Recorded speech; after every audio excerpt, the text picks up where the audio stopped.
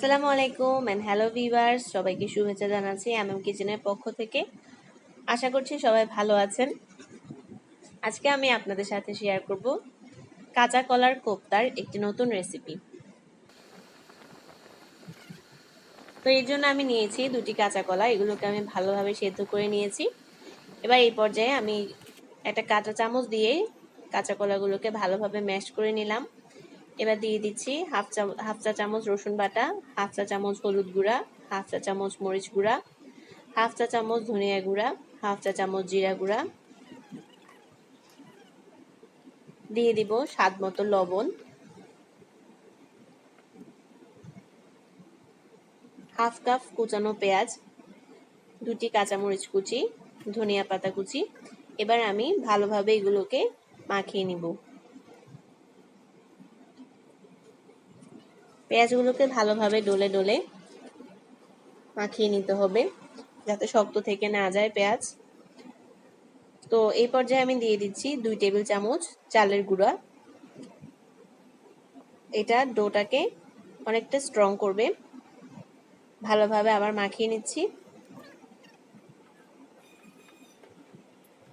চুলায় কড়াইতে তেল গরম করে নিলাম। তেলটা মোটামুটি গরম হতে হবে। আমি এখানে একটা দিয়ে দেখেছিলাম, কিন্তু তখনও তেলটা ভালোভাবে গরম হয়নি। তো এই পর্যায়ে তেল গরম হওয়ার পর আমি একে একে সবগুলো কোফতা দিয়ে দিচ্ছি। তেলটাতে আমি কিছুক্ষণ আগেই মাছ ভেজে নিয়েছিলাম, তো আমি ওই তেলেই কোফতাগুলোকে ভেজে নিচ্ছি। এগুলোকে আমি গোল্ডেন ব্রাউন করে ভেজে নেব। চুলার আঁচ এখানে লো টু মিডিয়াম আছে। আপনারা খুব বেশি হাই করা যাবে না, খুব বেশি হাই করবেন না, তাহলে পুড়ে যাবে। দেখা যাবে বাইরে থেকে হয়ে গেছে কিন্তু ভেতরে কাঁচা থাকবে। যার কারণে আমি এখানে চুলার আঁচ লো টু মিডিয়াম রেখেছি। অধৈর্য হলে হবে না, ধীরে ধীরে এগুলোকে আমি উল্টে পাল্টে গোল্ডেন ব্রাউন করে ভেজে নিচ্ছি।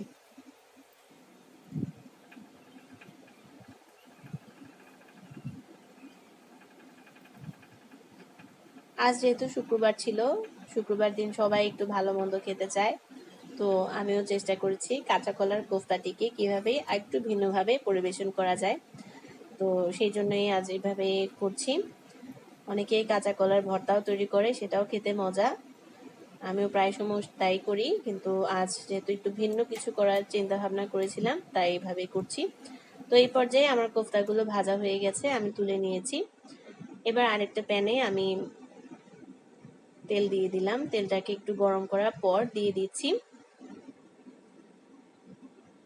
হাফ কাপ কুচানো পেঁয়াজ, দিয়ে দিচ্ছি 2টি টমেটো কুচি করে কাটা, 2-3টি কাঁচামরিচ ফালি করা, দিয়ে দিলাম হাফ চা চামচ রসুন বাটা। আমি সবকিছু একসাথে দিয়ে দিচ্ছি। দিয়ে দিচ্ছি হাফ চা চামচ হলুদ গুঁড়া, হাফ চা চামচ মরিচ গুঁড়া, 1 চিমটি ধনিয়া গুঁড়া, 1 চিমটি জিরা গুঁড়া, 1 চিমটি কালো জিরা গুঁড়া, স্বাদ মতো লবণ। এবার এগুলোকে আমি ভালোভাবে নেড়েচেড়ে মিক্স করব। কালিজিরার যেটা দিলাম এটা সম্পূর্ণ অপশনাল ছিল, আপনারা চাইলে দিতে পারেন, না চাইলে নাও দিতে পারেন, কোনো সমস্যা নেই। আমি দিয়েছি, ভালো লাগে তাই। তো এই পর্যায়ে এগুলোকে ভালোভাবে মিক্স করে নিতে হবে।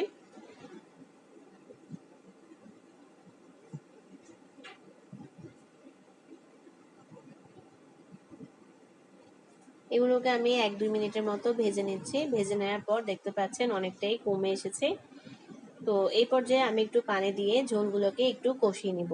মশলা সহ একটু কষিয়ে না নিলে ভালো লাগবে না, যেহেতু আমি এখানে কোফতাগুলো অ্যাড করব। তো যার কারণে একটু পানি দিয়ে এটাকে আমি কষিয়ে নিব। ঢাকনা দিয়ে ঢেকে 1.5 মিনিটের মতো রান্না করে নিচ্ছি ঝোলটা। দেখতে পাচ্ছেন 1.5 মিনিট পরে কি অবস্থা, ঝোলটা একটু মাখা মাখা হয়ে এসেছে।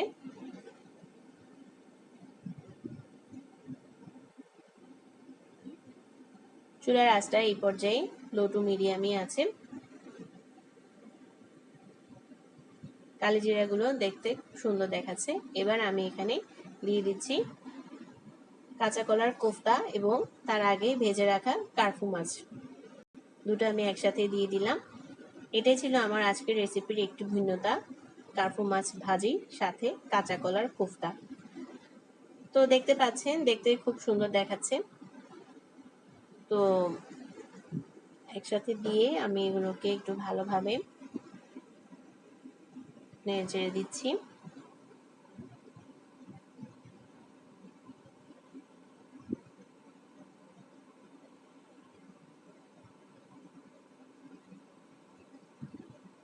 এই পর্যায়ে আরেকটু ঝোল দিয়ে দিলাম। এবার আমি এটাকে আবার 2 মিনিটের মতো কষিয়ে নিব। লবণটা একটু কম মনে হয়েছিল, তাই আমি আর একটু স্বাদ অনুযায়ী লবণ দিয়ে দিলাম। দিয়ে দিয়েছি ধনিয়া পাতা কুচি।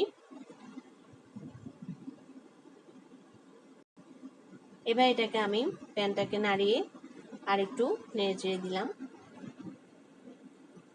ঢেকে দিচ্ছি 2 মিনিটের মতো। 2 মিনিট পর দেখতে পাচ্ছেন কেমন হয়েছে। তো পরিবেশন করছি, দেখতে পাচ্ছেন হয়ে গেছে আমার রেসিপিটি যদি ভালো লাগে অবশ্যই লাইক করবেন। নতুন রেসিপি পেতে চ্যানেলটি সাবস্ক্রাইব করবেন এবং বেল বাটনে ক্লিক করবেন। আমাদের জন্য দোয়া করবেন। সবাই ভালো থাকবেন। আল্লাহ হাফেজ।